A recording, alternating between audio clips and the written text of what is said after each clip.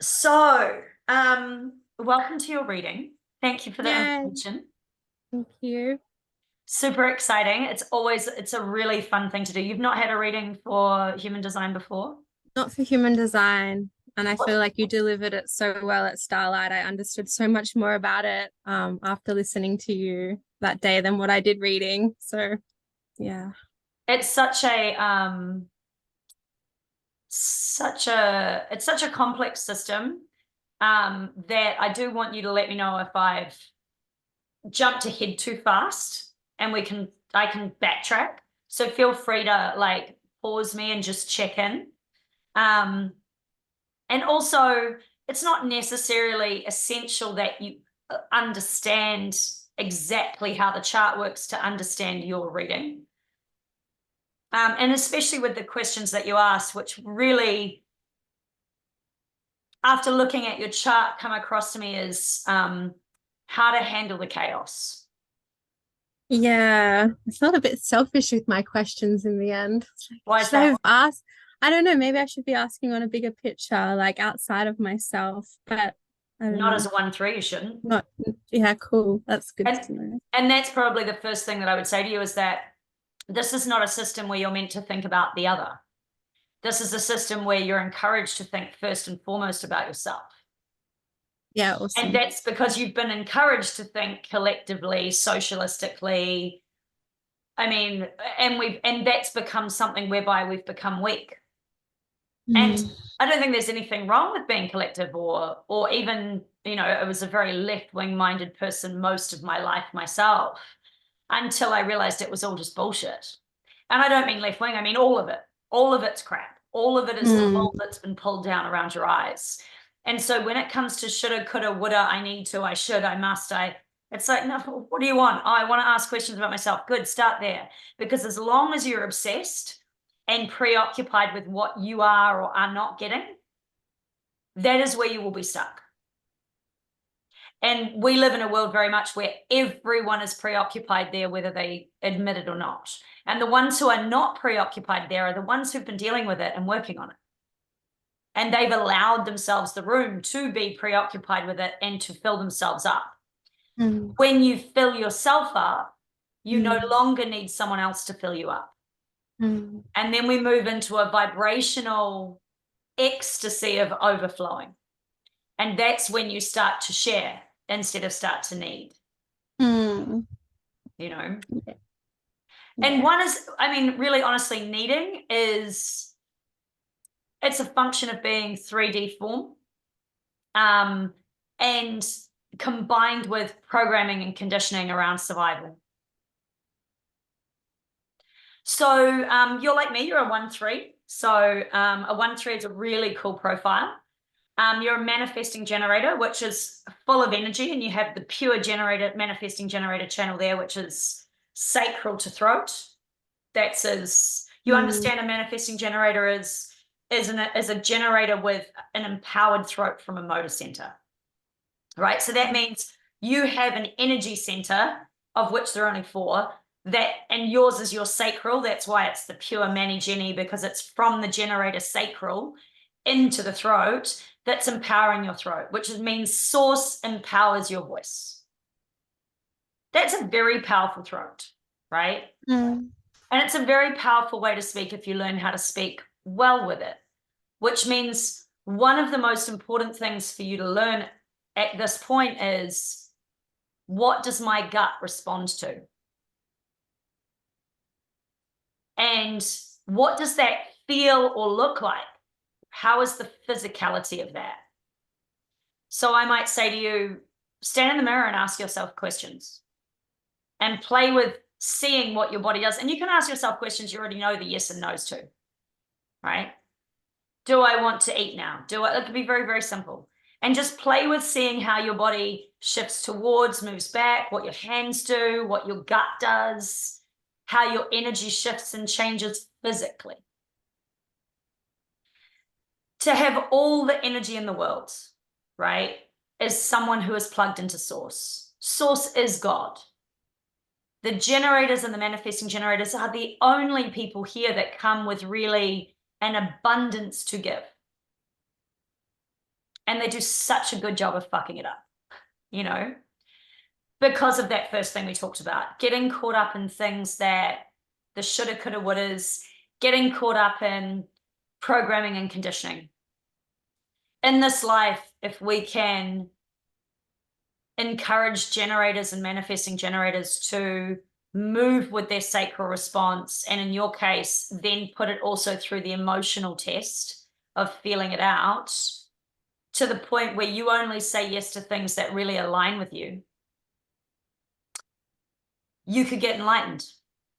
And I've been around enlightened generators, and it's a magical thing to watch. It's epic.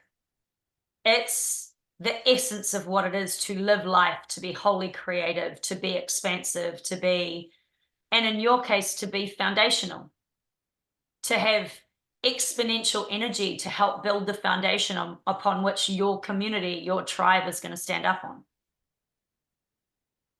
That's a cool gift. People look at the profiles, the 1-3, the 2-4, the 4-6, all of these 12 profiles, and they go, oh, one is better than the other. You know, the 6-3, the person that has seen it all, done it all, is so intelligent, that is so experienced that they just don't suffer fools, you know? And people think, oh, it'd be great to have that, you know, that 6-3, that superior top profile. And it's like, without a 1-3, there's nothing for anyone else to play on, you know? So being the geek that you have always been is such a valuable tool, you know? And it should be embraced, and it should be understood that you love it. You love to do your deep dives. You love to go down a wormhole. But what should also be understood is that 3 has the quality of sticking the hand in the fire, of being belted by life, upside the head many, many times. And in the world that we live in, we've been told don't make mistakes. And the 3 is only about mistakes. You spend time with a 3 line, of which you're unconsciously a 3 line, like I am, and you ask them why something didn't work, and they will tell you, most likely. If you ask them instead, oh, you fucked it up. If you go, well, why didn't that thing work? Why didn't that format work? They will tell you the flaw in the system. Because the 3 is about breaking new ground. It's a discovery process. But that discovery process is also in relationships. It's in the experience of making mistakes. And it's in all aspects of life. So it is a life in the fire. It is a kiln of refinement. And it's not always easy. And we do have that tendency to turn on ourselves and go, well, maybe there's something wrong with me. And that's because the world we live in tells you your life should be a certain way. And doesn't actually tell you, hey, you're here to refine. You're here to make the mistakes. You're here to learn foundationally through both reading the book, doing the course, listening to the podcast, and then applying and experiencing it.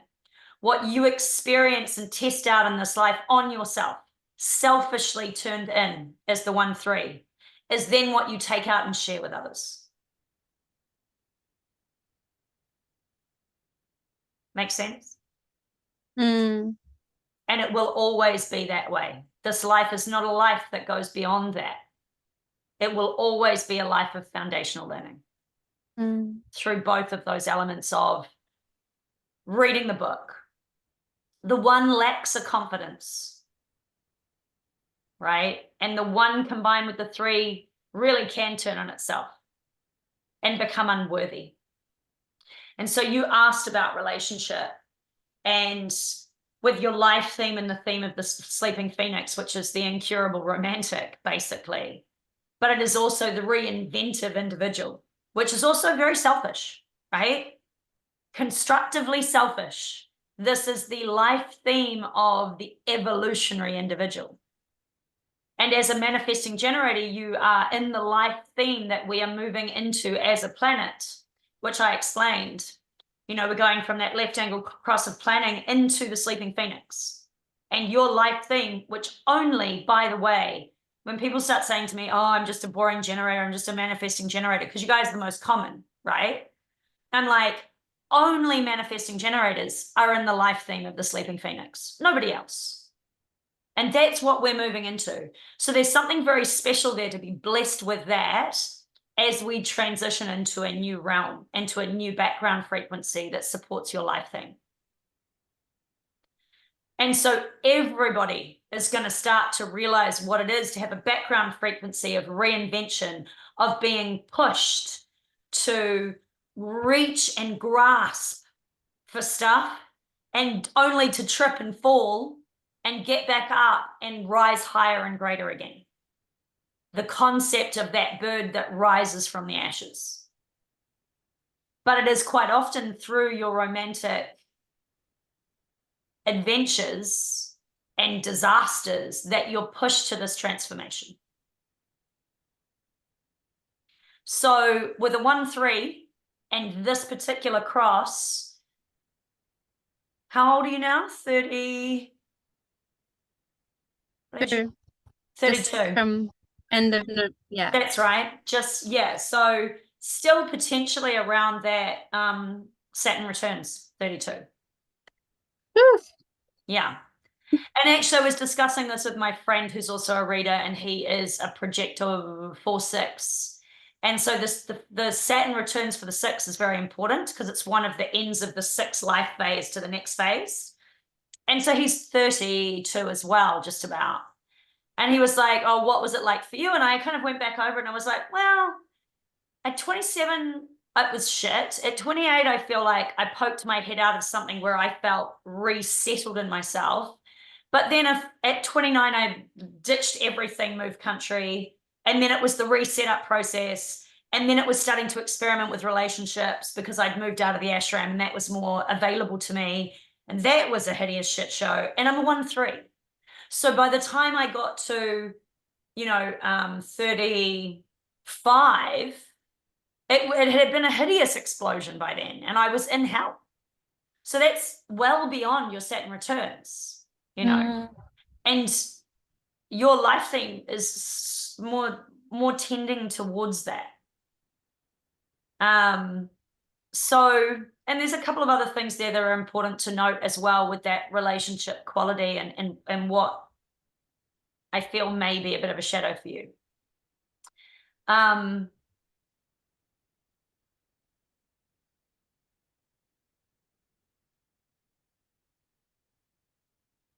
Your programming around relationship is going to be something that you're going to need to take a better look at.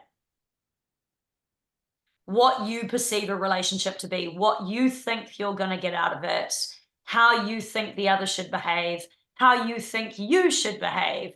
All of this stuff needs to be turned over more, like the analysis of a flawed crystal. And the reason I say this is because this is the life path of the 1-3. And this is the life theme of the Phoenix. And this is what it is to be human as well. And it is what it is to really develop a foundation which can be shared with others so that others can learn from your mistakes. And so that ultimately you can come to something whereby you become what you want to attract. So you have an undefined self-center. I'm going to do a share screen. Is that okay? Yeah. I think I just click that. I'm terrible with technology, so I don't. Aha. Okay. I always want to do, that's not the one I wanted.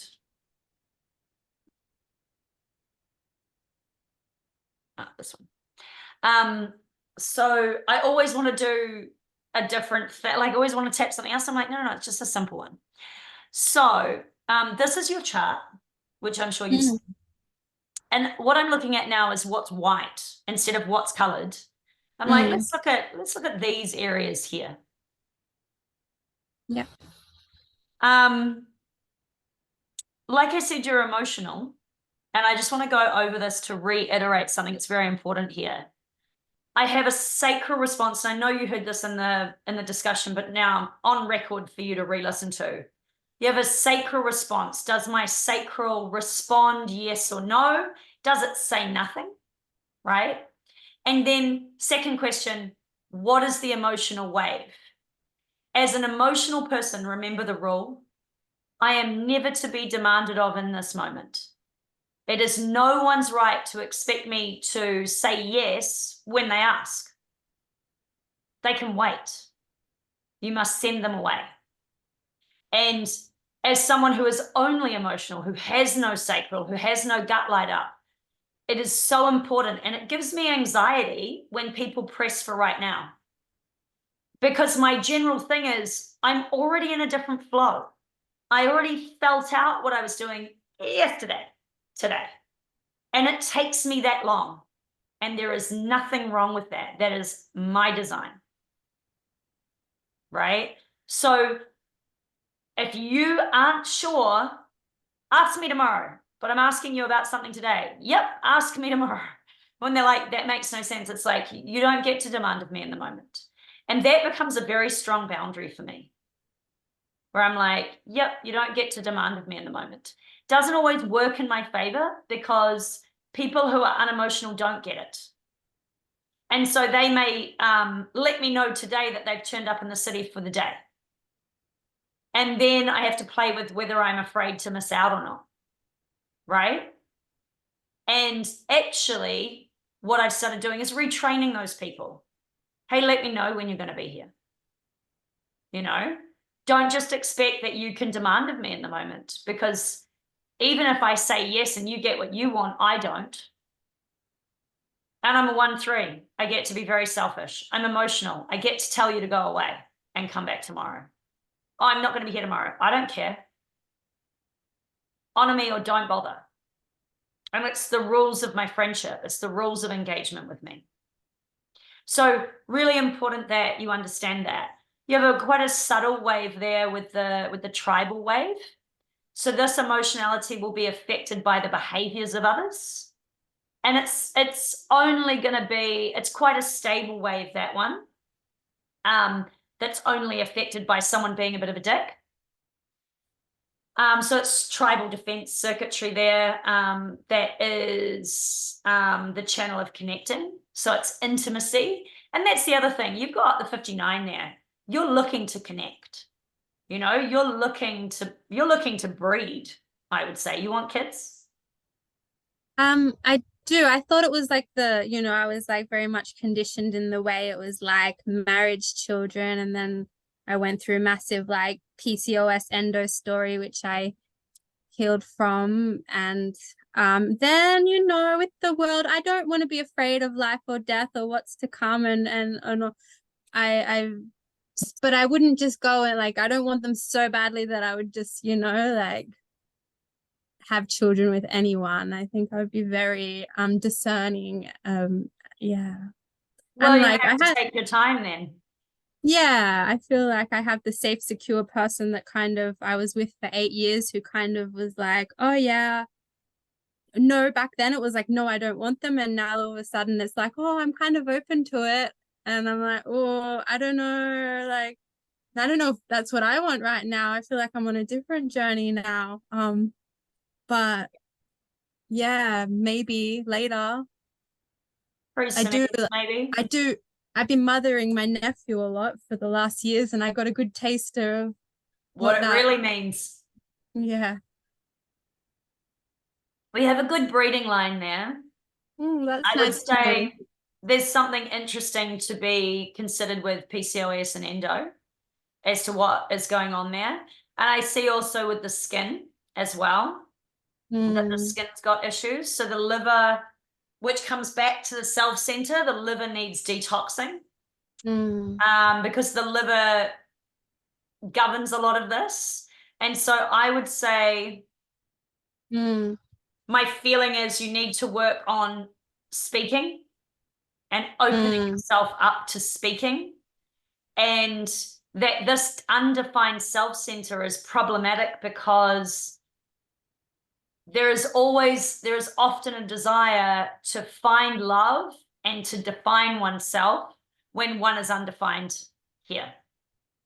Because it's an undefined self. You don't know who you are, and it's not important. And we live very much in a time of, I need to know who I am, you know.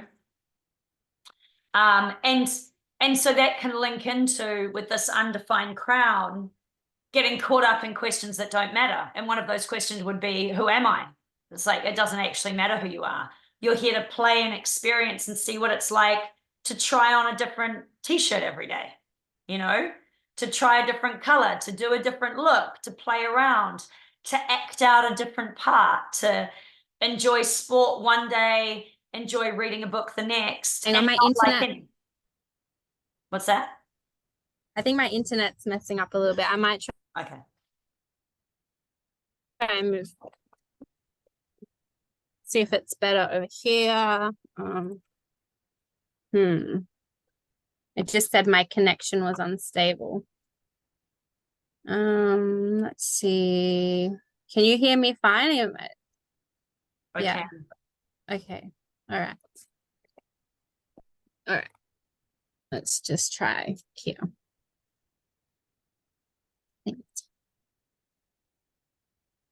That's right. I looked at that. Okay.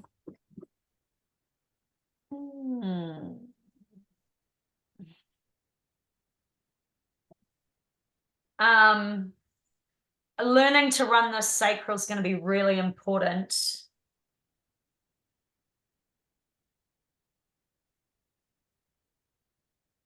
Yeah, I definitely resonate with speaking. And Yeah. Yeah. Yeah, I feel you need to practice speaking. Singing would be good. Learning how to sing.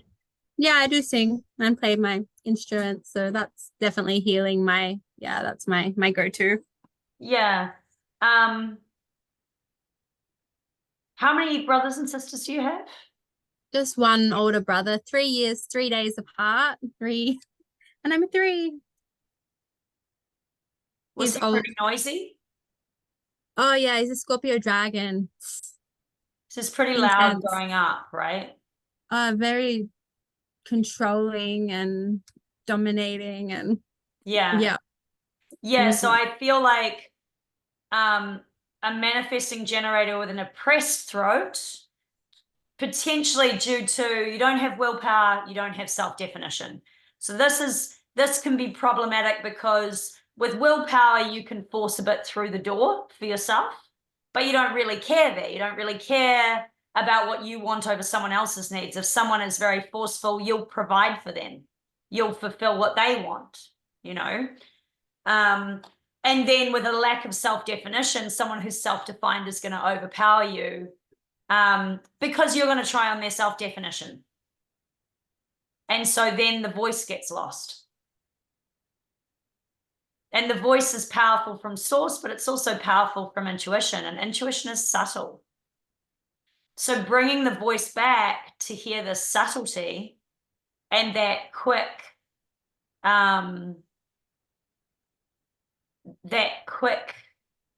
like intuition into the now, I think that's very important. So really practicing to use your voice as much as possible, and listening to it and recording it, I think would be good. Letting go of any idea of I need to know who I am, and understanding that who you are is an intuitive source energy being. Doesn't need any more definition than that. It's enough. And it can be felt instead of defined with words. It can be heard, and it can play. It can create, you know. Within the realm of emotionality, you have 2 waves. You have the subtle tribal wave, which is affected by others, which can lead you to being frustrated or angry. And the other one is it's a depression kind of line. So, which is interesting because I haven't actually put it down there. I've got connecting, keeping busy, and involuntary impulses, and I'm missing one there. which is this channel of emotionality. And this is the experience of what it is to be truly emotional. And it's a massive wave. I could easily see people being diagnosed as hyperactive with this, but I would actually say more like manic depressive could be a title someone might get with this channel. And I would probably call that a misdiagnosis. And I would call that a misdiagnosis because I feel we do nothing to teach people to understand their emotional wave. You know, it's a drama queen quality to live in the emotional wave, but it is also an incredible amount of understanding about what it is to be human with great depth when you're emotional. And there is nothing deeper to me than this particular channel here of emotionality, because it's the big swing, you know, and it's mutational, it's individual, and it's very creative.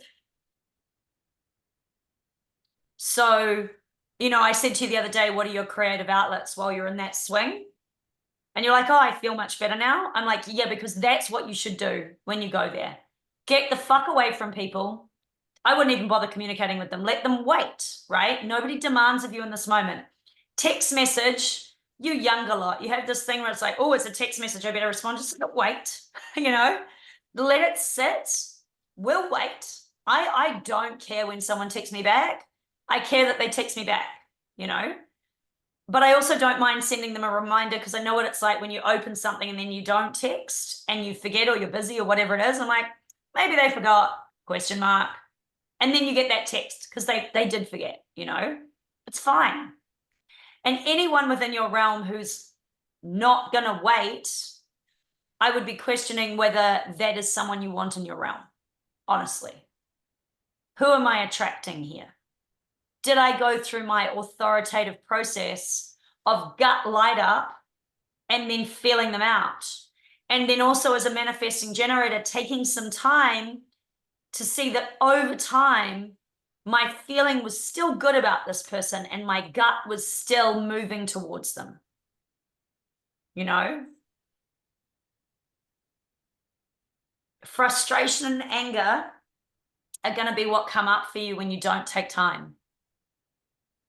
As an emotional person who's purely emotional, I can tell you that I have some people that I think are wonderful people that I am no longer friends with.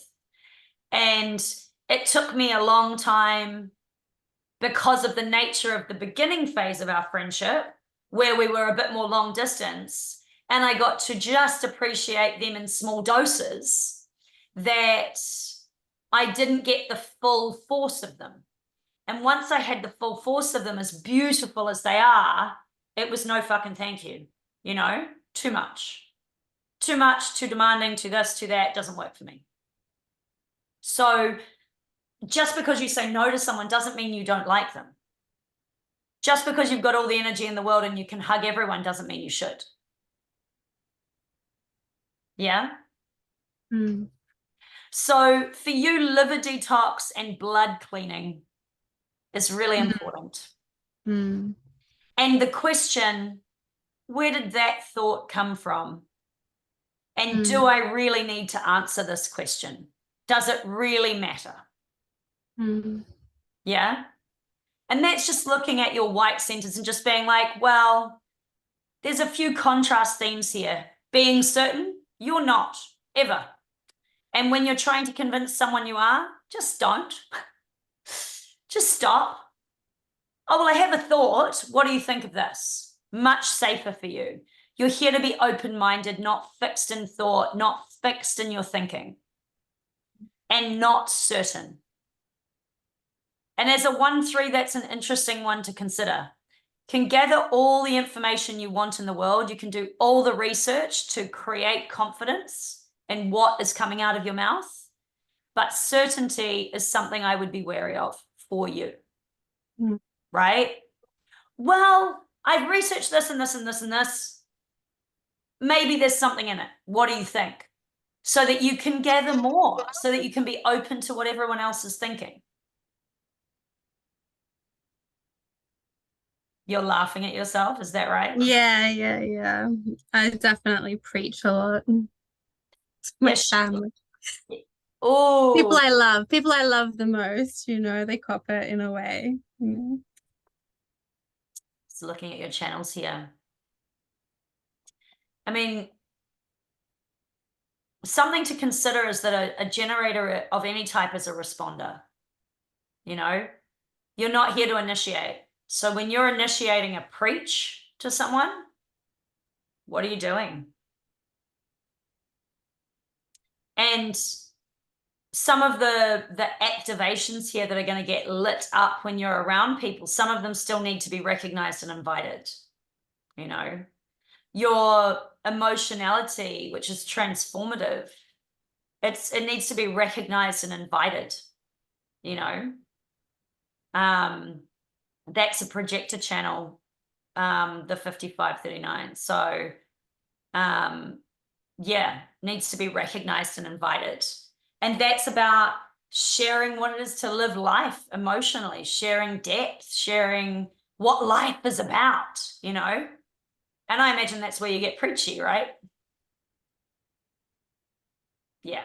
So your family is unfortunately and annoyingly often the least likely to recognize you and the most likely to be sick of you because you've taken the most advantage of them and vice versa, you know? Yeah. So sometimes just shut up and wait to see if someone notices you haven't said anything and see if you get an invitation. Mm. My guru used to say, you know, leave your friends and family alone. And what he was saying was like, it's really, really lovely that you've got this new high on all this spiritual shit, right? But no one cares. They're happily living their simple little life, dealing with their little food and their little money and their little bills and their little whinging about it. And if you don't want to listen to them whinge, don't listen. But if you want to be a sounding board for that, you know, consider what you're encouraging and whether that's positive or negative, you know. And sometimes it's positive to allow someone to soundboard. There are certain types within the design system that need to soundboard. They need to hear themselves. That's the only way that they get any reflection back is to bounce like that. Mm. You know, they don't have sacral or emotional, those people. Just having a wee look here. Hearts, retrofitting what you want, you know. If you don't know what you want, it's not surprising. Be careful of boundaries there. You know, how much are you going to give up for love? Should never give anything up. Compromise in love is rubbish. I love what Joe Dispenza says, where he's like, it shouldn't be hard. A relationship should not be hard. But a relationship should not be hard because you are in alignment. And you are in alignment enough to recognize when someone does not align with you. And when someone does not align with you, and then the next one doesn't align with you, and the next one doesn't align with you, maybe you should look at that common denominator. When your relationships keep blowing up, especially as a 1-3, start turning back in on yourself. Not because there's something wrong with you, but because there's something that you are not giving yourself.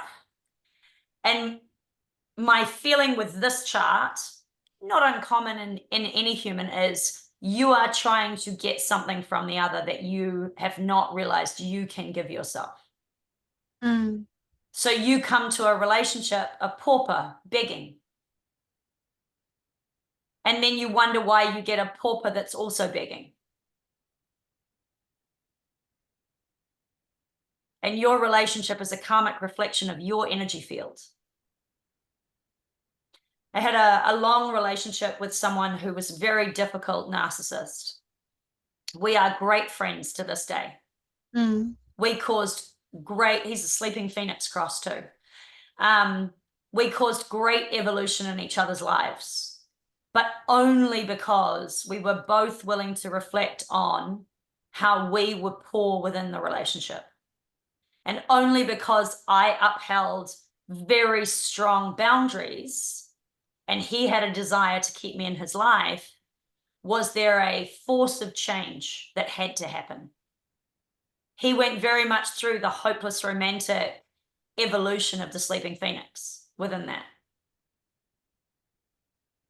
And I've got to say, you guys become fucking tragic, you know? I can make changes. I can make it all better. What if we do it this way? What if we do it? It's like, it's not about cogs and nuts and bolts. It's about filling yourself up. It's about becoming whole.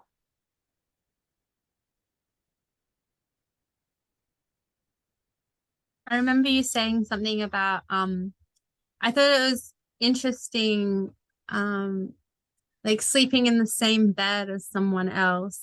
I think I was a codependent for a long time in my early 20s for about 8 years, and it was so healing, so much evolution.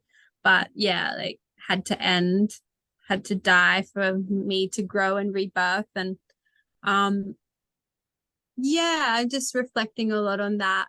And I think and since I've never haven't really been into like another real like in-depth soul contract like that.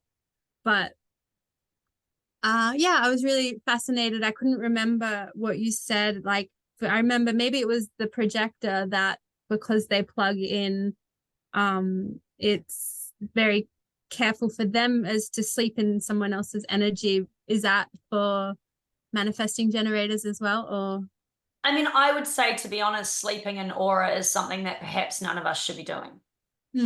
Because it's the one time that we downgrade into something that's more primal. We drop into a five-centered being. All of this disappears. Most of us become reflectors, some projectors, some. So our entire energy design shifts while we're sleeping.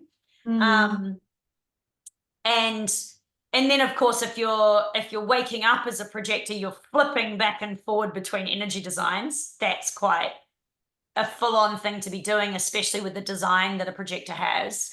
Manifestor also can plug in, not in the same way as a projector does, but because they have that open sacral, they do get a charge of energy through the sacral as well. And reflector is going to have a quality of that too. I think personally, learning to be in your own space and then creating connection and being more conscious about being with each other when you're conscious and awake, and when it's decided and deliberate and it's agreed upon by everyone.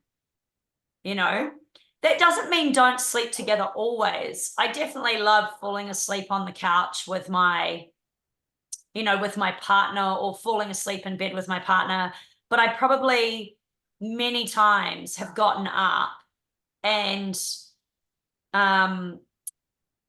many times have gotten up and gone to the couch to sleep in the middle of the night. And actually there's a projector friend of mine in that audience, and I know he falls on the sleep often, and he's in a relationship, and he's a very aligned projector. Like, he is running his design as a projector, and that's not that common. Many projectors are programmed and conditioned into being generators. So I think it's a good question. I think one of the most important things to understand is, who are you dating? And should you be sleeping together? And if you sleep together some nights, do you also sleep apart some nights? Because that works for you, not because you're grumpy with each other, but because you want the experience of being an individual. Something else to note about the 3 line is that there's this theme of bonds made and broken. Can you hold on for 1 second? Yeah. I'm gonna kill this fucking dog. Oh.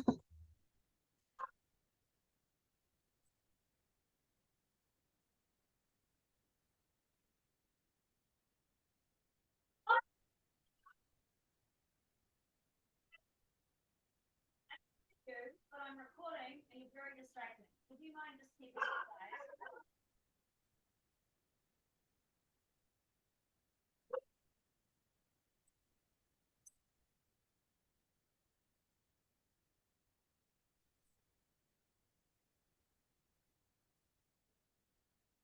So funny. I bumped into these people and finally met these people over the fence the other week, and they were like, "Oh, he's not noisy," and I'm like, "Your dog's a fucking pain in the ass. Once he gets barking, he doesn't stop. You know, it's not like he barks a little bit. He just goes on for like an hour."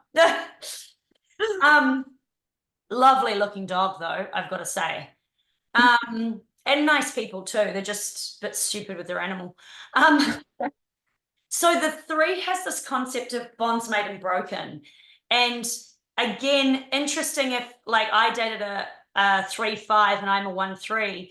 Interesting to understand that both carry the bonds made and broken theme in that situation. But as a 1-3, because the 3 is unconscious, it's quite often that you will break a bond physically without realizing it. And the other person will feel it. And if the other person has a conscious 3, like a 3-5, they will then break the bond because you broke it first. And you may not realize that you did that, but when you look back, you may observe that that is the case. Understanding bonds made and broken, you may break a bond many times. You may remake the bond many times. So there's this quality of the 1-3 bumps into people. You know, if you're going to make a connection or build a network or whatever, it's by going out and being yourself and bumping into people. And so when you bump into your next partner, it will be that. It will be, you will be somewhere and you'll bump into them. I wouldn't even bother with dating sites, honestly. Yeah. You know, like waste of time. You need to go to stuff. You Yeah. need to bump into them. And that will appeal to you. As soon as I say that, I'm sure your gut goes, yep, that's correct. Mm. You know, and your system goes, yep, that feels right. You know, Yeah. and it's probably got a nice clarity to it as well, because when you hear it, you will look back over things and your feeling has always been that dating sites don't work for you, apps are a waste of fucking time. You need to go to something and meet someone at something where there's going to be something in common, you know. But keep in mind, you find a great partner, it's very likely that there is going to be, in essence, a breaking of the bond. When with my ex, we broke that bond many times. We are still on some soul level together, not as a relation, like as a romantic relationship, but we are family, you know. So the bond was reconnected. And that has been a really beautiful experience, a really, really epic experience, actually. But a bond break can be really subtle. So as an emotional person with a 1-3, I can have a situation where someone fucks me off today. I'm just like, oh, for fuck's sake. And so I'm just like, I'm not dealing with you right now. And so they might ring me or text me and I'm like, nah, not doing it. And essentially what I do in that moment where we may have been talking every day for 3 weeks is I break the bond. But it's not, I don't want to talk to you ever. It's, I don't want to talk to you right now. And so to me, there's a quality of breaking the bond in that, where once upon a time, I may have picked up the phone every day, every time they rang. And now I'm like, I just need a break from you. I just need you to just leave me alone. And it might be like a week and a half, a month, and then I'll reconnect with them. If you're in a relationship, of course, being aware that breaking that bond is going to be part of that bond becoming stronger, if it's going to last at all. And that's a real weird one for people to comprehend, because often when we're emotional with a channel like that 3955, which is really extreme in the highs and the lows, it really can take people on the wild ride of how fucking amazing life is, but it can also be very extremely depressed and down. Breaking a bond can seem like a forever thing, like the greatest tragedy in the world. But actually, it's very much a part of your process. And very much a part of the process that's going to contribute to that sleeping phoenix rising from the ashes.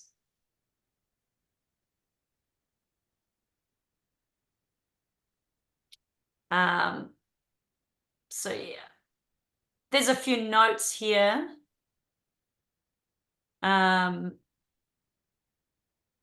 So within your Sleeping Phoenix cross, you're a 34, which is Sleeping Phoenix cross 4. There are 192 life themes. It's important to note they're all a little different. There are 4 Sleeping Phoenix crosses. Yours is in the gate 34. The gate 34 is power. It is pure power. It is actually an incredible channel to have going straight into the throat. You know, it's a lot of energy when you speak. It's a lot of energy when you sing.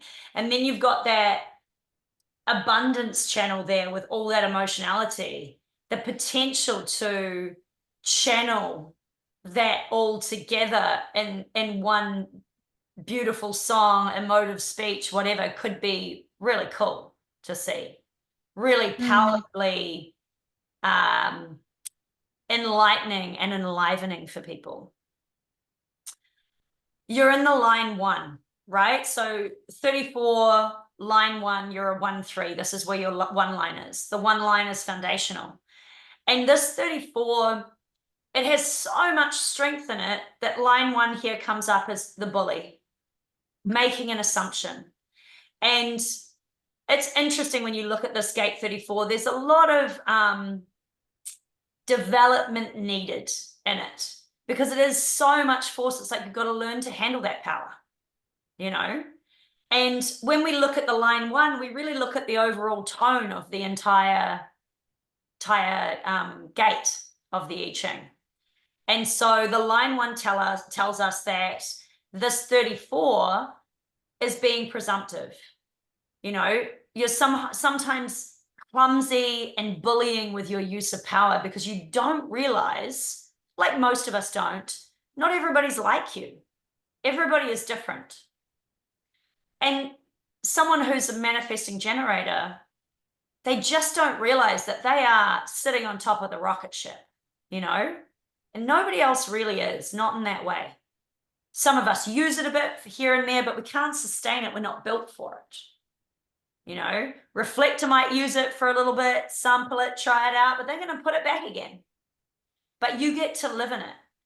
And so what I find a lot with manifesting generators who have that big, you know, hug everyone aura is they don't realize not everybody wants a fucking hug, you know, and they don't realize that not everybody wants to play every day.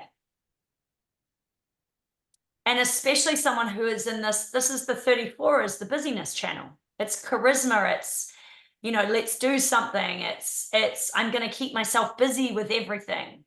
And it's like, yeah, cool, but to what end? And I think this is the thing that is the question, is the most important question when it comes to, do I really care about the answer to this? Do I really need to be certain about this? When I'm looking for love, I should be looking in here. And out there is just icing. Out there is a reflection of in here. So when I don't have it here, I don't see it there. You know, when I'm looking at all those sort of things and I'm functioning out of this power channel and I'm getting really busy and caught up in stuff and I'm trying to drag people along with me or pushing them into, you know, doing what I want to do, the question becomes, am I doing that as a distraction? Am I doing that in alignment with my authority, my sacral authority and my emotionality clarity?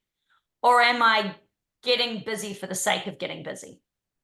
You know, am I distracting myself from the fact that I don't know who I am and that hurts, that I'm not comfortable with yet? I haven't reconciled that. Or I feel a bit lost and I feel uncertain.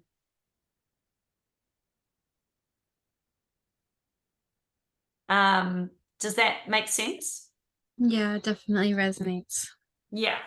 And so just slow the fuck down, you know, like this is, and you've got the yes gate there too, you know, jumping to say yes, jumping to say yes. And it's like that automatic yes, let's do it. Yes. And it's like to have that yes gate, that commitment gate, to commit to things and to not follow your authority first, to not take your time, is going to leave you committed to stuff and then angry and frustrated because people didn't go along with your bullying and you felt like, well, I said yes, and then I didn't really want to do it, and then you didn't follow me.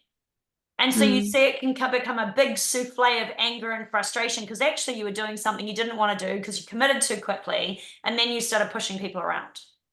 Mm. And now everybody's pissed off at everybody. And because you don't mean bad, and nobody really does. I mean, there may be a few people out there, but by and large, most of us are just doing the best that we can.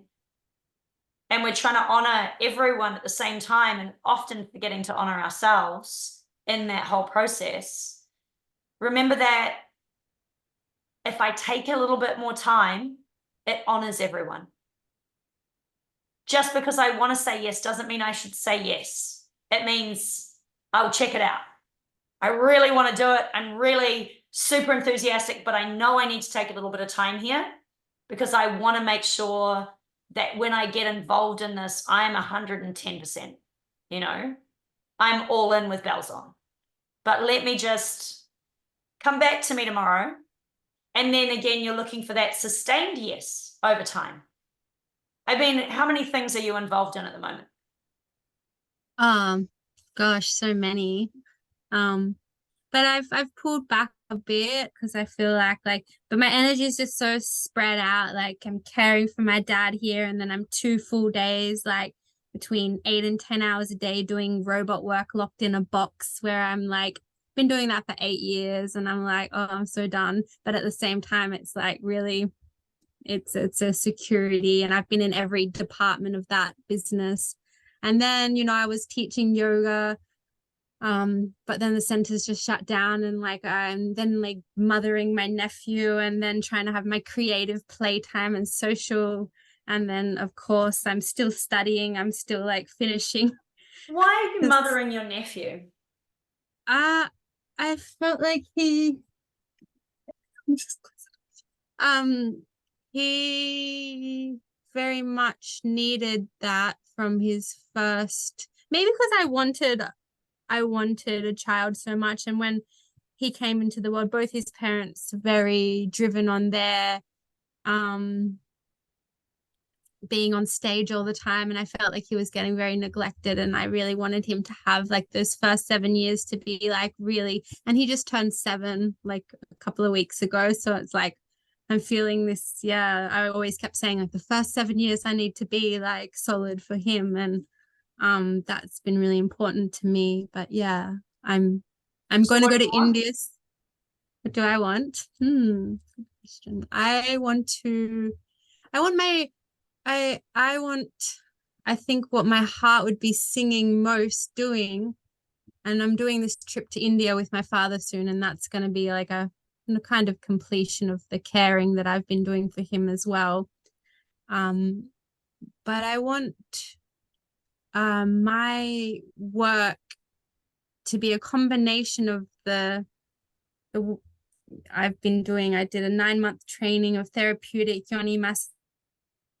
I've done multiple yogic trainings and multiple bodywork modalities, and I'm trying to weave a workshop that incorporates all of these things. That's going to be breath work, and it's going to be yoni nidra. I'm going to really educate people on anatomy and physiology around our hormones, and it's been such a big part of my healing journey. And I really would love to let that be helping me move around more, because I've been locked in a box for so long yeah, and I would love to be sharing and helping on a bigger picture.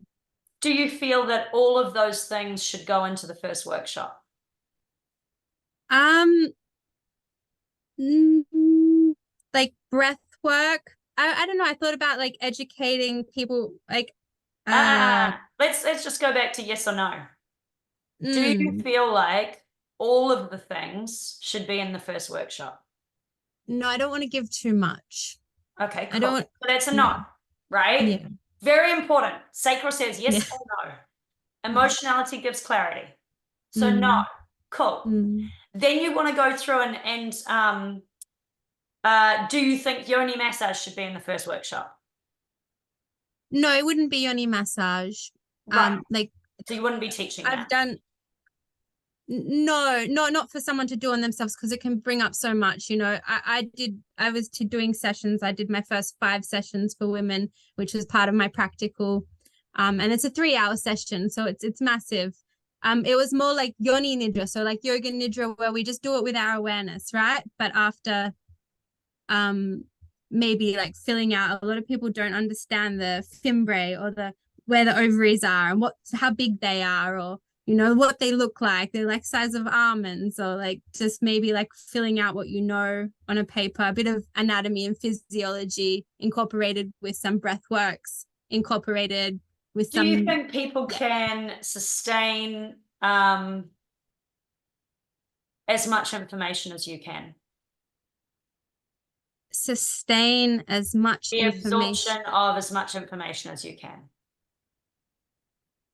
um I'm not sure if I get the question. Sustain. So you have an ability as a 1-3 to study.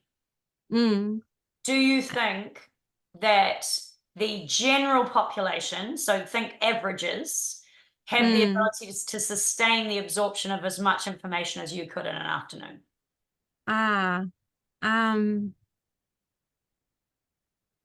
I like that I always thought I was really bad at studying, but I know that I've gotten a lot more focused and refined with doing what I love. And But so yeah, that not. becomes interesting. mm, Yeah. So, but do you think, because here's a potential no, misnomer. no, you're right. No. Yeah. So the reason I'm going down this path with you is I'm like, great, design a workshop. But be very careful about, and I want to point this out, I believe you have 7 1 lines in your chart. 7's a lot. Ra, who downloaded the system, had 10. And having 10 first lines in his chart gave him the ability for 8 days to be possessed by a voice to withstand an intense download, right? So you have 7 1s. Yeah, it's a lot of 1s. It's a lot of sensitivity. It's the ability to feel what's going on in a person down mm, through their feet, through the ground, up through your feet, and into your physicality.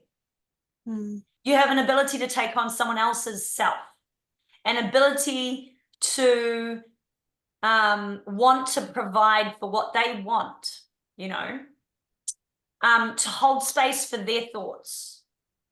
So understand not everybody has 7 first lines. I have 7 3 lines. That means I can tell you all about the experience of what it is to fuck it up, pivot quickly, and make money. I can tell you all the pitfalls. I can see them coming because I've got seven third lines, and the third line gives you quick pivotability. Something goes wrong, you go, oh, that wasn't quite what we wanted. We're going to go this way now. We're going to try it this way now. We're going to change. It's a third line talent. So understand 7 1 lines, ability to absorb a lot of information. Some people will keep up. Projectors will be right on top of it. Only 20% of the world. Yeah. Not sure what quad right level we've got, but quad rights will absorb a lot too if they're interested, even if they're not, actually. If they're there, yes, they will be as quick as you, if not quicker. But average amount of people keep it, as my mother would say, keep it simple, stupid, right? So how much am I going to download in one? So maybe taking all of the things that you have, pick one, and then go, okay, do I think, and you can ask yourself yes or no questions. Do I feel this one goes with this? Do I feel there's something I can pull from here to this? If I spend time just allowing this to sit back in my brain, does my emotionality give me clarity about where I'm going with this and what else is going to complement it nicely? Because it's actually so easy to build a program if you allow your authority to do it for you, which is simple as asking yourself yes or no questions. I just did a series for you, right? To help your system go, oh, actually. Yeah. Yeah, no, I've definitely experienced that with too much. So it's a good reminder for me because I've gone and delved into such, although while I feel like they all complement each other so beautifully, there's so much depth in each of them. So you didn't come to any of you didn't come to my dance one, did you? That I did yeah, there. I did. I loved I did. it. I was in such resonance with like both of you after doing I was like, definitely I'm going. Yeah, yeah, Um, and it was great fun. But that is a yeah. fusion that comes together. I'm quad right, so I just sort of blurt it out on the day. But it's a fusion of many things, but it's definitely Yeah. not everything, you know. Yeah, I've yeah, yeah. studied when it comes to movement, I've played with as much of it as I've had time to dig my hands into. And I absorb very fast. So, and then Mm, I'll make shit up as well based on an understanding that I've gleaned from all of the different mm, things. We have a lot of mm, rules and formats and all this sort of stuff. And I'm like, yeah, and they're great. And the sciences are great. And the tradition is wonderful. And breaking the rules is just as good, you know? So mm, I would impart to you, be careful how much information you want to download. Really mm, ask yourself, is this important? Yes or no? mm, If it's in there, do I really need to explain it? Yes or no? Are they going to get more from the experience of something? Yes or no? You know, or are they going to get more if they also understand? Do I give them the experience and then give them the mm, understanding? Do I give them the understanding and then the experience? mm, You know, interesting for me, Monique and I have known each other for a while, and that was the first time we did something together, and we clearly have two quite different angles that we come from, you know. mm, And that's great for me because I don't do what she does. I have no interest in it, actually. mm, But people have benefit from that trauma-informed stuff, right? mm, Whereas I'm like, there's enough people doing that. I don't need to be doing that, you know?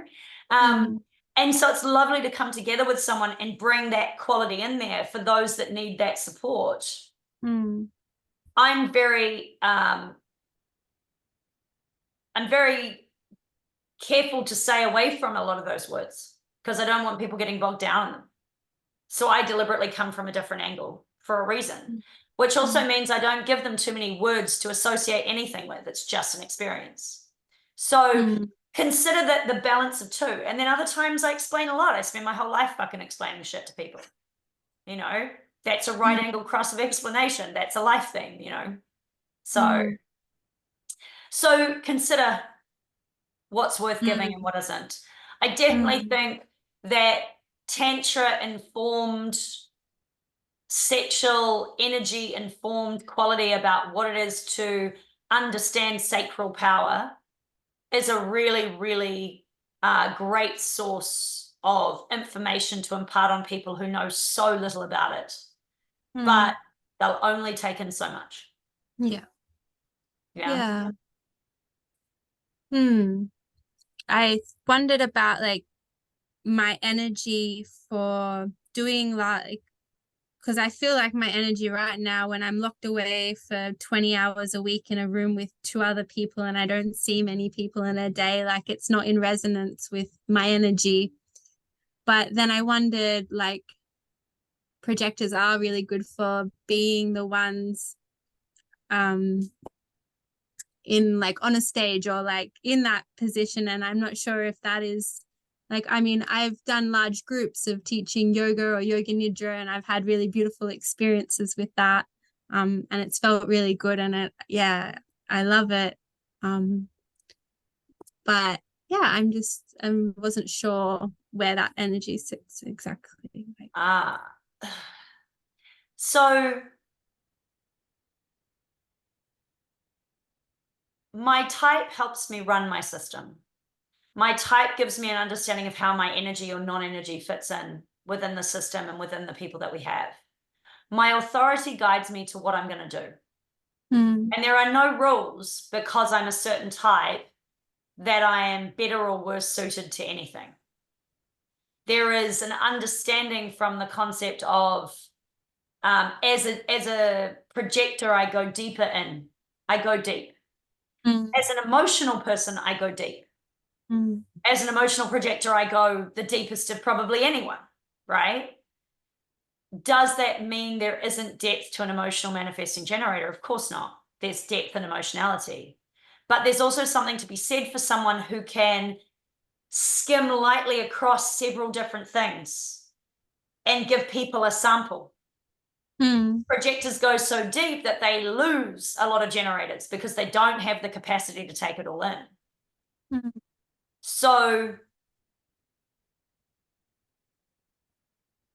and not all projectors are going to be built for getting up on stage. Projectors are designed for one-on-one. My particular design allows me on stage to talk to the masses. Yeah, sure. I have a defined throat. Many projectors don't. They're fucking irritating when they get talking and don't shut up. Because they don't know when to shut up. You know, so a defined throat is designed to talk. It is a wisdom of how to use the throat in a particular way through a particular channel. So a manifesting generator is designed to speak, for sure.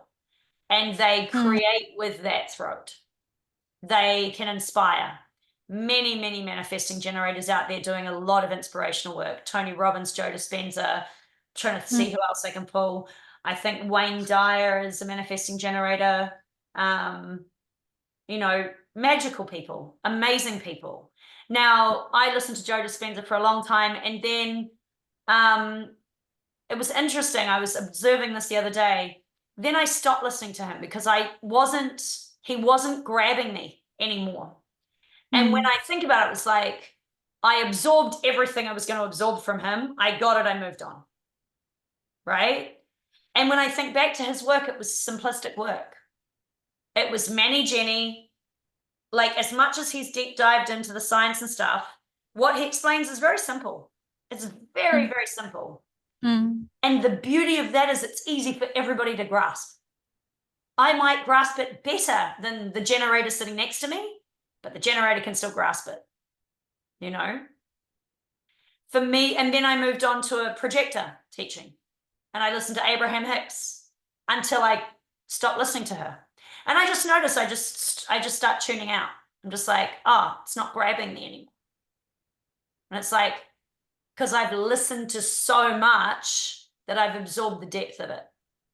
But Abraham Hicks, I have listened to so many people ask her questions, and I'm like, they just don't get it. And it's so fucking obvious, you know?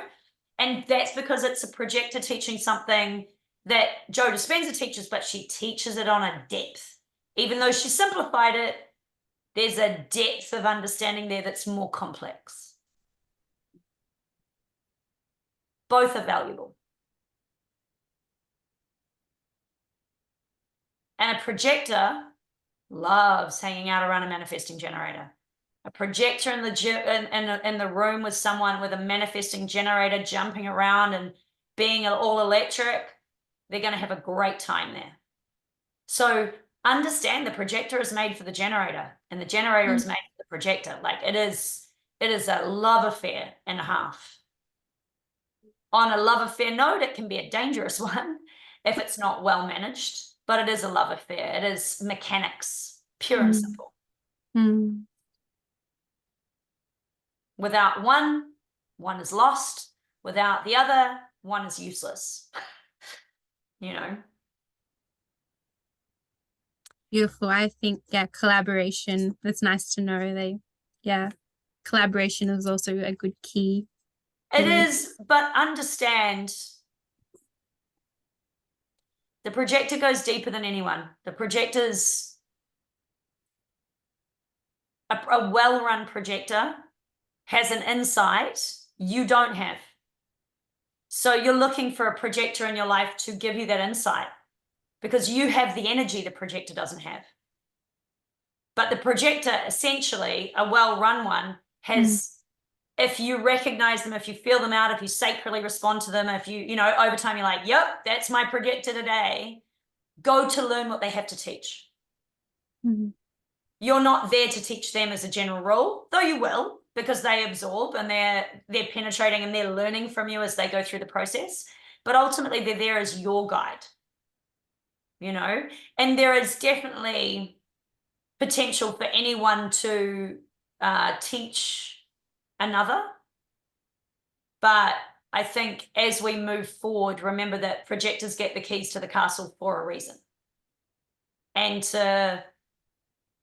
it doesn't mean you have to listen, or rather, it doesn't mean you have to action what is guided to you.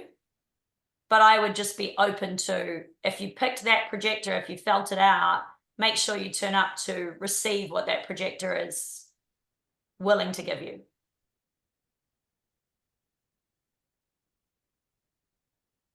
So flick back to my share screen. But yes, without the energy of the generator, like, there's so many things that just don't quite work in a way for projectors. So there's an energetic, a mechanic that is required for the projector. And so it is a give and take relationship. But recognition is so important for the projector, because otherwise they end up feeling really bitter, you know? Like, I came to help and this one's just another fuckwit that wants my aura in their field. And I have a friend who has been speaking like that a little bit lately, because he's just done an event and he didn't feel that much recognition, and that was problematic for him, you know? And I was like, well, you were kind of out of design the way you organized that event. And he's like, yeah, I know, but I wanted to do it. And yeah, was lesson learned, you know? I would love to see a world where projectors were just recognized and then were just invited more. There are more notes in here as well. So I always do like a little write-up for people so that they can go through and see what else is. Thank you. Yeah, it's so much in there as well. Yeah, and it's a introductory reading, you know, it's your foundation reading. So the 34 connects with the 20. So it's power to being in the now. You know, I am powerful now. And this is your sun gate to your earth. This is 70% of everything that's going on, right? Is in that sun gate. And it's earthed in the now. So again, we have this quality of the now is meditative. It's paused. It's just being present. You know, you don't have to do anything other than be here and feel the energy rise up. And that energy is that sacral sexual energy, you know? So really important to understand what it is to be present. And again, we see an interesting shadow in the line 1. Superficiality comes up.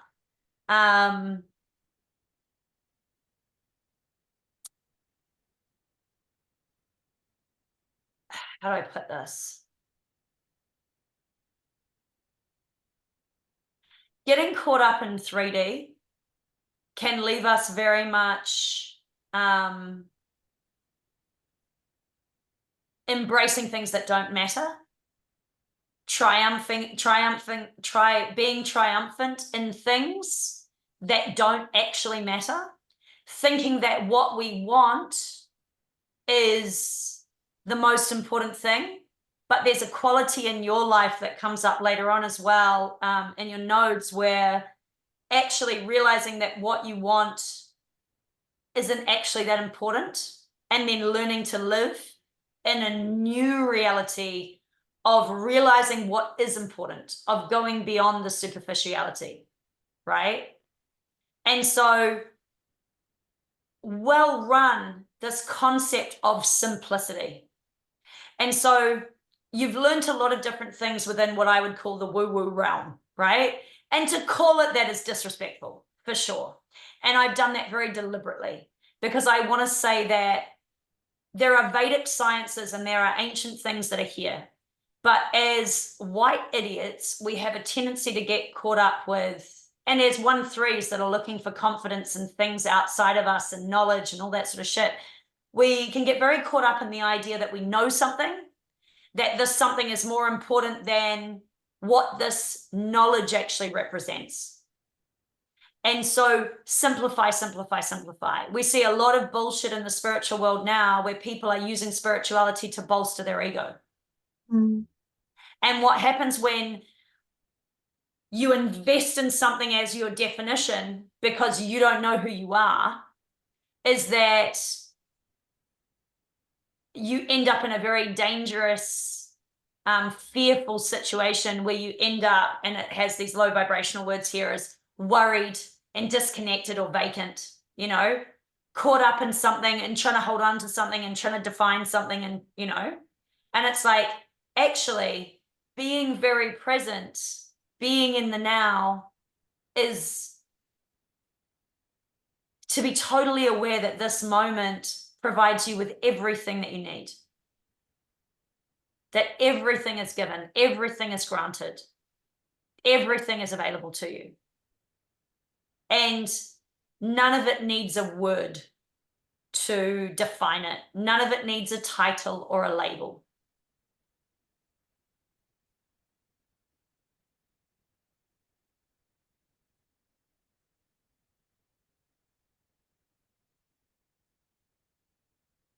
We've sort of gone through some of this. Mm. You'll notice undefined self, love and direction. Some notes on your sleeping phoenix there. And again, we see the Sun Gate 34 coming up, And again, I've got a note there, which is one of my notes, which is, be careful about your buy-in to the 3D. You're a 3 line. You're here to make money. You're here to understand the material world. The material world is the spiritual world. So there's nothing wrong with that, but understanding that the 3D reflects the 50. That the more I line up in the 50, the more the 3D just falls into place. And when the 3D doesn't line up, it's because the 50 is out of whack, right? Frequency-wise, I'm not fifth dimensionally lined up to what I want in 3D. And it's such a cool game, Well, what do I want in life? Well, I'd like some fucking money. Cool. Well, where is your frequency surrounding that topic? Where is your abundance at? How celebratory and expansive are you in this life? Because money is congealed energy, and energy is fifth dimensional, and you have oodles of it as a manifesting generator. So, and then people are like, oh, well, I want my money to come into, this is a very Abraham Hicks sort of story. I want my money to come into 3D. It's like, cool. But if you focus directly on the money, you're going to focus directly on the not having. And your fifth dimensional energetics around that compresses and compresses and compresses. And it's like you're strangling it. So you have to get focused on the expansion of your work instead of, what do I worry about today? What do I need to, what's the word? What do I need to make sure I've got done today? It's, how am I going to serve today? How am I going to be expansive today? How am I going to enjoy my life today? How am I going to enjoy serving today? And it may be, because there is for me sometimes, it's going to be, I'm going to serve myself today. I'm going to have a great time. I am going to go to a massage. I'm going to go hang out in the sauna. I'm going to cancel all my clients and just make sure that I'm full up and that I have relaxed so that tomorrow I can turn up for my clients properly. Yeah? Yeah, for sure. So this sleeping phoenix cross is not an easy one. I don't know if I've been clear about that, but I liked this note very much. When things are in a downward spiral, you are being shown something. So one of my favorite sayings ever is, the darkness comes before the light. Mm. So when we recognize and observe by being in the now, the darkness around us, recognize it's your energy that is compressed and shutting down the light. And there's nothing wrong with that. It is what it is, right? It just is. So I get to observe that and I get to go, why is my frequency this way? What am I doing? And then once I get an understanding of what it is I'm doing, I'm like, oh, okay.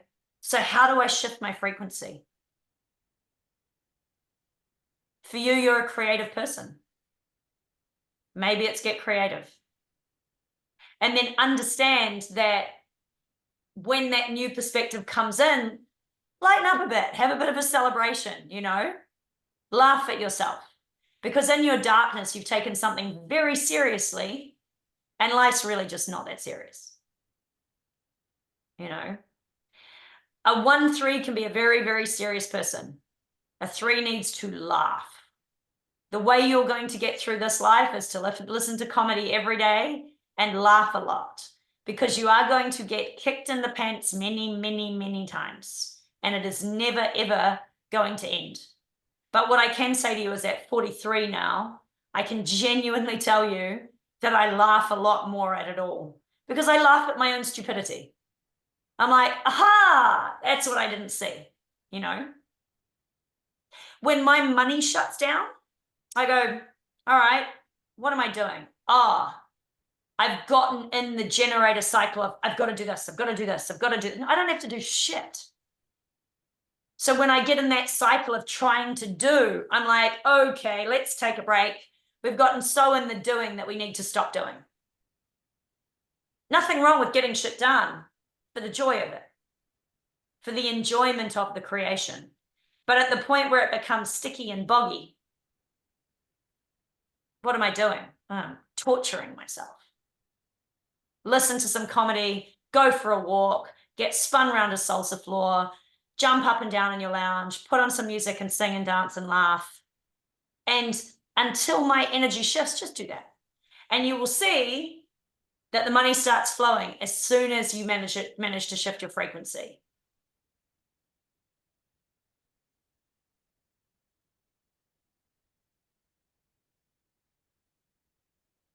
Okay, this is really important. You have the gate 38 5 times. And I've listed them all. This is the gate of opposition, the fighter. And you have the line 1. So remember what I said earlier, the line 1 gives us an understanding of kind of the overall frequency of the gate. And it's like understanding that there's just a lot of shit I don't need to worry about. The message of the gate of the fighter is I fight for my freedom, not I fight everything, right? Sometimes just breathe out, take a step back, and feel it out for a bit. Like gather some information through that emotional feeling of just watching and being present and letting the emotional wave do its thing. Because with the fighter repeating this many times, I see a very reactive person potentially. You know, fighting to be heard, fighting to define herself, fighting to be important, fighting, you know? And there's a lot of evolution for you here. We've got, you know, Uranus coming forward, which is a really transformational, chaotic planet. We've got the North Node, so your trip in this life and your conscious North Node and your unconscious Uranus is in the 38.1, is in the whole frequency, the overarching frequency of this, being impartial. And you'll see within the 38, you'll see blue written here. Where it's blue, it's like this is a constantly developing line for you. There's going to be constant evolution in what it is to step back and not be so invested.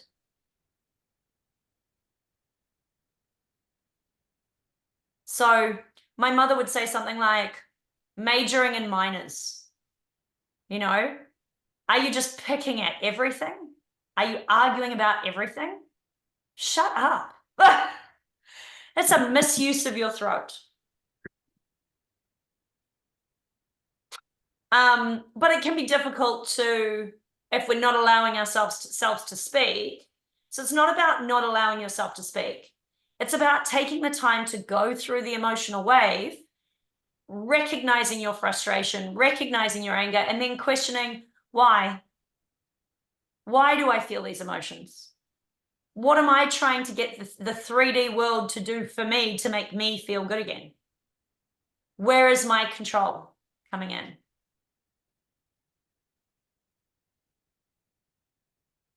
Sorry. That's okay. We see the 38.3 coming in the conscious Uranus. So again, you know, chaos and transformation, this planet. Accepting challenges as part of your growth. And I think this is the message of that 3 line. And you see this is a 38.3. So it's like experience provides you with growth. Experience provides you with knowledge. That's always the thread of the 3 line, wherever you see it within the gates. And you're a 3 line anyway. And here we see it again in transformation. You are going to transform when you allow yourself and you allow your life to be challenging. People have this idea that they're going to get to a point in life and everything's going to be okay and they're never going to have to struggle again. Well, I can tell you, you're one of the most stubborn people ever. And you will dig your heels in until you're blue in the face, right?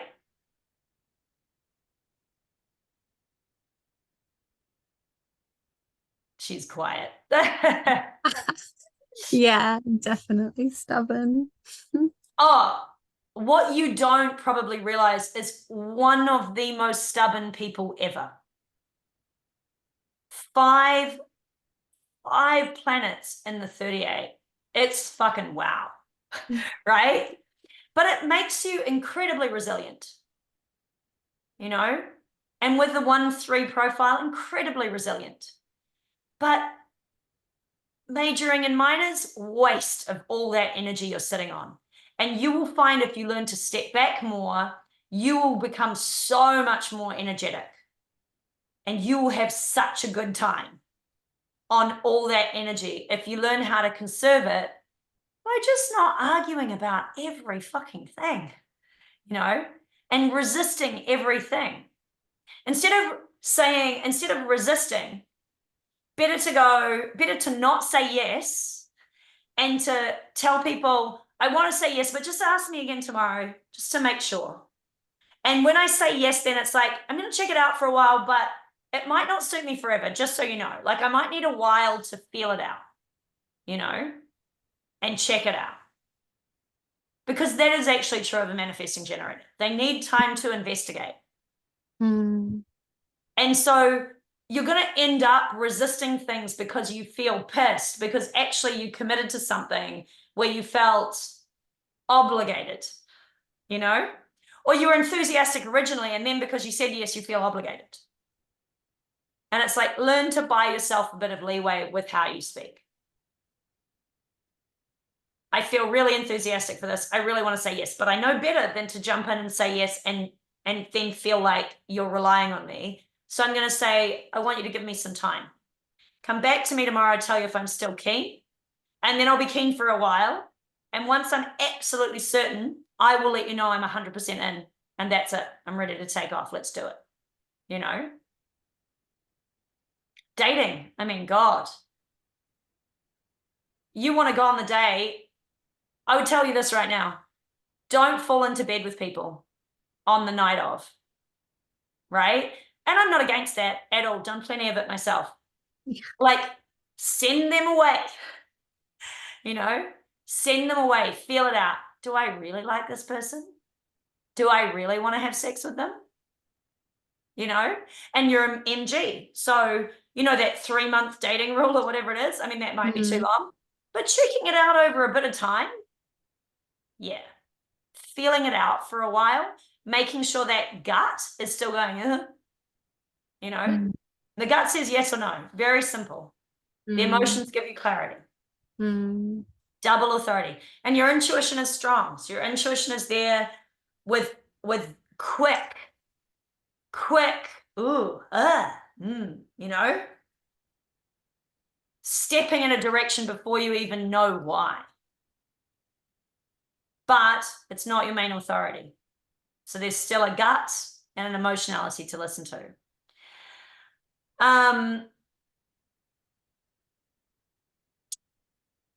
So moving into the 38.6, another transformational planet as well with Neptune and mistrusting coming up. I found it really interesting going over this gate actually, and just reminding myself that there's a lot of shadow in it, you know, And there's a lot of benefit in being able to make lemonade, you know, and being able to take a situation and really go, I can fight my way through this, bitch, no problem, you know. But this quality of mistrusting and fighting with shadows. So again, we see this thing of like, what are you fighting?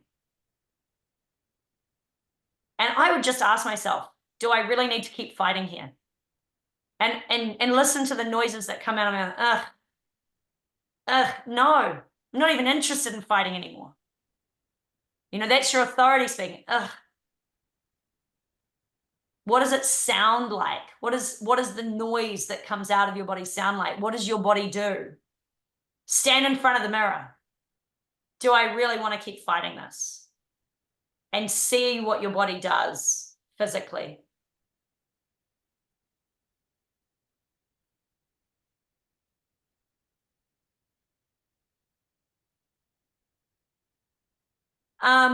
You have one gate in the spleen. The spleen represents survival. Your spleen is defined because this goes 57 to the 20. So it's intuition in the now, gate 20, the now. And it has a shadow of fear of the future. So I've written kind of a long note here because I also wanted to thread this a little bit with how your motivation works. And as a 1-3, there is a tendency to get bogged in the details. And we kind of already like worked with this. And it's like you have this quality of being able to intuitively determine the essentials, what is needed, as opposed to all the details, just what is needed. And so there's always this quality in our lives where we need to learn to trust. And the area you need to learn to trust in is that intuitively you know what is essential. Present what is essential. So when we come back to the workshops that you want to do and what you want to teach, what you want to lay that foundation for, right? Let your intuition guide you here. And trust that it's right. Because a 1-3 lacks confidence, you know? So bring it back. And also, one of the things that I think, coming back to your kind of question about relationship, is that everyone that comes into your life that you accept in either through poor running of your authority or correct running of your authority is the right person. There is no fucking up your life. You don't fuck up your life. You're here to learn. You're here to expand. You're here to be creative. That's it. Doesn't matter if you leave this planet with fuck tons of money. Doesn't matter if you leave it with nothing. It's about the life that you lived. And someone who is constantly stepping out into the world to experience and create gets to have a really full life. It is the life of the 1-3. So trusting that what seems like the wrong person is exactly the right person because they are reflecting something back to you. Trusting that as you step forward into a future that you cannot see, that the right people are going to turn up to help you facilitate your message. Mm.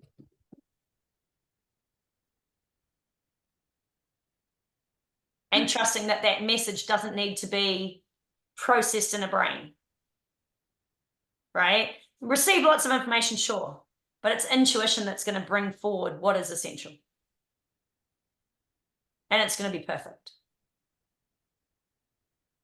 Thank you. As a 1-3, I can definitely speak to moving into trust. You know, my future isn't set yet. And as I change my frequency, it continues to change and evolve. Where I will end up, I didn't know I was going to end up here. I could not have foreseen this at your age at all.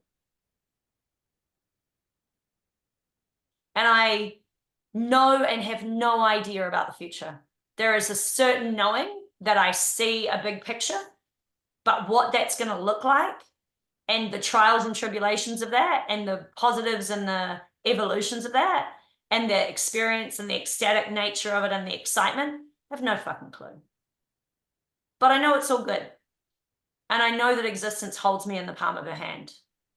Because when I look back over the fuck ups in my life, I'm fine. And I'm more than fine.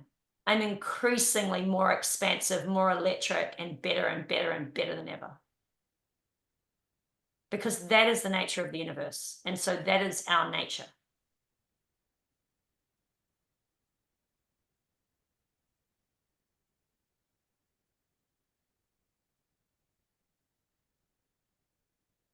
Beautiful nature. Huh? The beautiful nature. She is perfect. Well, you are nature. Yeah. Your nodes are in here. I'm going to leave those for you to work through. Like I said, where it says blue, there's that continual evolution, and you'll see that in your north nodes, they're both blue. Notice the opposition is in there, the fighter is in there, in your conscious north node, and it's in that 38.1. So we already covered that. And then ambition comes up in there as well. So understanding south node is what you come into this life with. It's already developed, and you're moving from the south node to the north node in this life. So we see ambition. And so it's about understanding what it is to be ambitious. And there's ambitious where there's fear of realizing our purpose. And when we really move into a trust that everything is unfolding, everything is coming to us, and it's simply a matter of moving from the frequency that we're in to the frequency of continual receptivity, a continual evolution of getting ready to be ready to be ready, of arriving. And people are like, oh, I'm arriving at a destination. No, you're not. There is one destination in this life, it is death. And even that is not a destination, because it does not end there.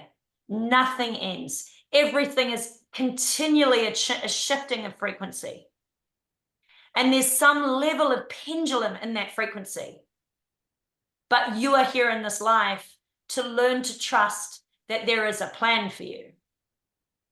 And as you sacrally respond and feel it out to gather clarity and wisdom on where you're going with that and depth, it will unfold for you.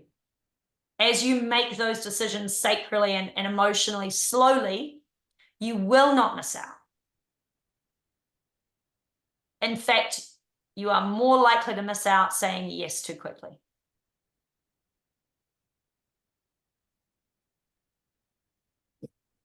Thank you.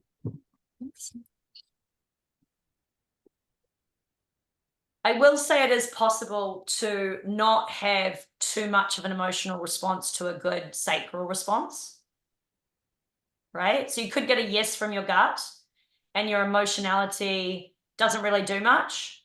I would still sleep on it to make sure. At the moment, you are entering a 7-year experiment. And most of that experiment for a generator type is running that authority.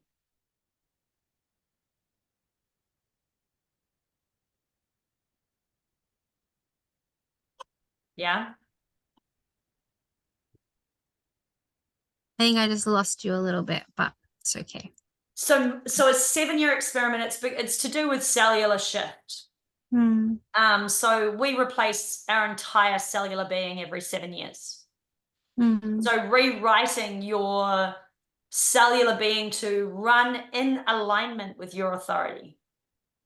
There are lots of things you're doing at the moment, like looking after your dad, looking after your nephew, looking after a few other things, I imagine, because you have that, well, you have conflict resolution in there and intimacy, in one of those channels. So it's my connection to people and trying to resolve any issues that are there, right? Dad's sick, I'll step up. My nephew isn't getting the attention he wants, I'll step in there and plug it. I am not here as an individual to serve every conflict that comes along. I'm here to serve the ones that I feel and sacrally respond to.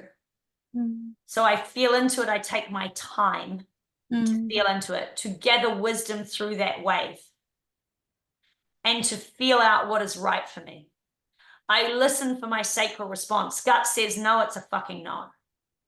You know, but I may not hear the no until I've gone through the emotional wave. Or I might hear the no straight away. And I'm here to just get really good at that. And when I get into frustration, and when I get into my contrast themes, it's to go back and go, how did I run that authority incorrectly? Frustration and anger for you are going to be dominant. You go contrast, frustration and anger are going to come up. And you've got a little contrast themes page there as well. So it becomes, I'm in frustration. What did I do wrong? How did I act outside of the mechanics of my design? And I love the word mechanics because it sounds so impersonal. It's like, I'm a 1-3. How did I fuck it up? You know? And so the 7-year experiment is a deprogramming, deconditioning, so that there's no shoulda, coulda, wouldas. So, you know, oh, well, you shouldn't do that. Why do you think I shouldn't do that? Well, it's clear to me, you know, my mind is made up. I'm absolutely certain you shouldn't do that. Well, you're not meant to be certain about anything. So what the fuck are you saying? Right? And it's catching those things as they fall out of you. Money doesn't grow on trees. You shouldn't have sex before marriage. Where does that come from? You know, you're here to be open-minded. You're here to allow the possibility of a different narrative in a different set of circumstances. I'm here to be defined. I'm here to be certain. You are not. And there's such a beauty to that. If everybody was certain, it'd just be a bun fight. If everybody was self-defined, shoving their self-definition on everyone, there'd be a lot of fighting, you know? So learning to run your authority, learning to slow down before you speed up, learning to be a magnificent manifesting generator by taking your time before you take off. And when you take off, cool. You know, ride that roller coaster. But taking your time before you get there to make sure, yep, authority says yes. Emotionally, I feel clear. Clear that this is a good idea. And that resounding yes is in my gut going, yep, you know? Yeah. Yes. Family is a difficult one. We put expectations on each other within family and friendships and society and all that sort of stuff, but family in particular, start observing the expectations you have on others. Start observing the judgments you have on others. And start observing the ones that come back to you as well. Because those potential judgments tell us something about our conditioning often. Both sides, you know. I have found myself perceiving that I think something is expected of me, so I live up to what I think is the expectation from the other from me. They're not even part of it. Like, I've totally like jumped in there and done it all for them, you know. That's some fucking wonderful conditioning.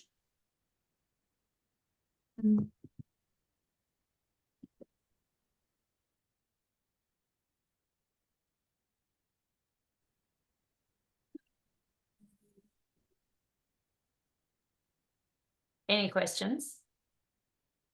Oh, I'm digesting a lot. It's beautiful. And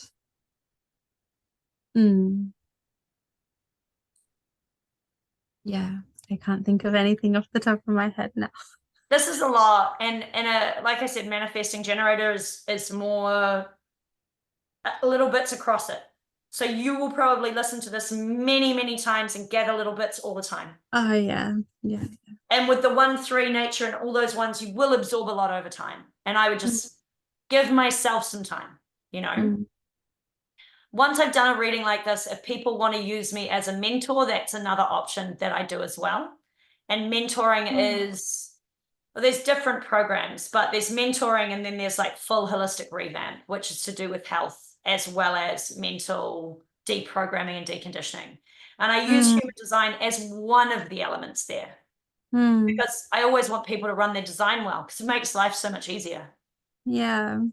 And when your feeling in your gut says no, it doesn't matter what your conditioning says. You go with it and you trust that it honors everyone to honor that design. And they may not be happy at the time, but trust me when I say this, it always works out well when you follow your design for everyone. Even if it looks fucking ugly at the time, you know? Yeah, feeling into was a key note for me when you said it. Yeah, at the workshop, and I was just like, it just rung so many bells for me. I was like, oh yeah. It's a beautiful thing to be emotionally defined. I wouldn't have it any other way, honestly. Because I see how people who are not emotionally defined love the emotional definition in people. They're so attracted to it.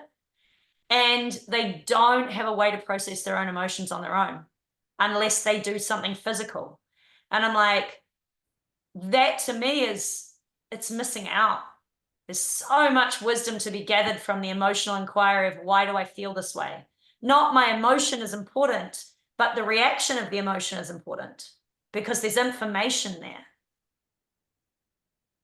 There's knowledge there that can be gleaned.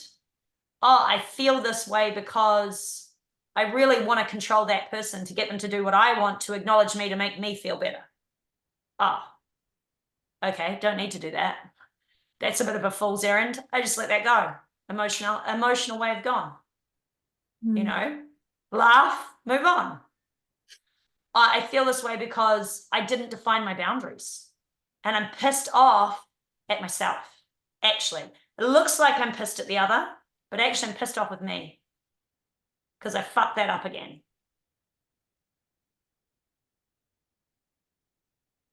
Ah, release of emotion. Such a nice thing to be able to do for oneself and to help others do. So emotionally defined mentors and coaches can be very helpful with this because they have a channel to help other people process. So important, so powerful. It is our evolution, the emotional center. Cool. Yeah. Thank you. My pleasure. I will upload this to an unlisted YouTube link, which if you lose the link, you'll have to ask for it again. So save the link because it's unlisted. So of course other people can't see it. Okay. But I of course have copies of everything because it's in my YouTube channel. Okay. And you upload it to email or to YouTube? YouTube, and usually I will send it to you through all the means, so that just to make sure you have it. Yeah, perfect. Amazing. Thank you so much. So pleasure. Connecting and wow. Thank you. Cool. So lovely. And thank you so much for allowing me to read for you. It is such a beautiful thing to be able to do. Thank you. It was an honor to receive from you. So very cool. Well, I look forward to hearing have a beautiful rest of your weekend in Chinese. Yeah. Yeah, I know. Enjoy. Bring on the dragon. Time. Yeah. And I'm in a blue monkey year, apparently. Oh, wow. Yeah. You're Mayan. Yeah, I'm Mayan. A friend of mine's a Mayan astrologer. Actually, he reads several different astrologies, but he sent it to me for my birthday. So. Oh, happy birthday. Thank you. Yeah. Enjoy. Thank you. Bye. Ciao.